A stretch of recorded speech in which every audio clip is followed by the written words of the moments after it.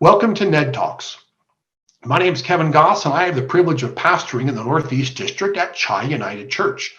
And we're doing a series of recordings under the category of church revitalization, right? Helping our existing and established churches be as strong as possible and renew and restore to the spiritual potential that God wants us to have.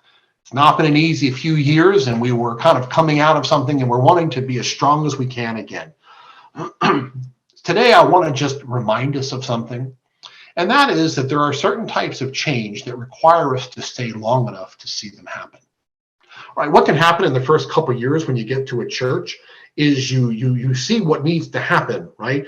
But you underestimate the time and relationships needed to accomplish it. And so if you push right away and there's this resistance and pushback, you think, oh, this church doesn't want to do this. And you're thinking, I'm in the wrong place at the wrong time.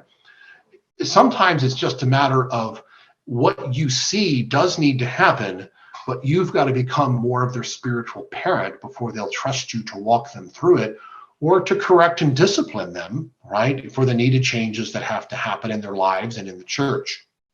I come from a blended family, and my stepmom is mom to me, right? Some of you know her, Marilyn Goss. My dad, Norman's a retired pastor in the district.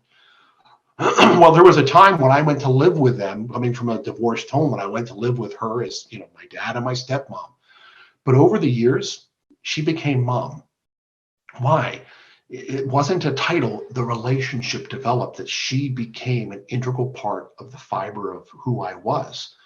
And in a church, we have to recognize for our people, there's a path to them making you or seeing you as their spiritual parent.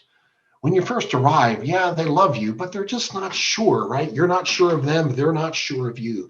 And some changes require you to become a spiritual parent before you can lead them and correct them in really, really deep ways. I know the honeymoon of your time, the first couple of years, that's where you can get a lot of short-term wins done and you see progress. But after the honeymoon is when people start showing you their authentic, true selves, which means some of their weaknesses. But if you've become a spiritual parent to them, you can lead and guide them through it. You can disciple them, and you can even lovingly correct them so the church can become stronger, deeper, and more what God has intended to be. So be careful about who you talk about negative things with, right? Be careful about who you share your deep heart with. It needs to be the right people at the right time.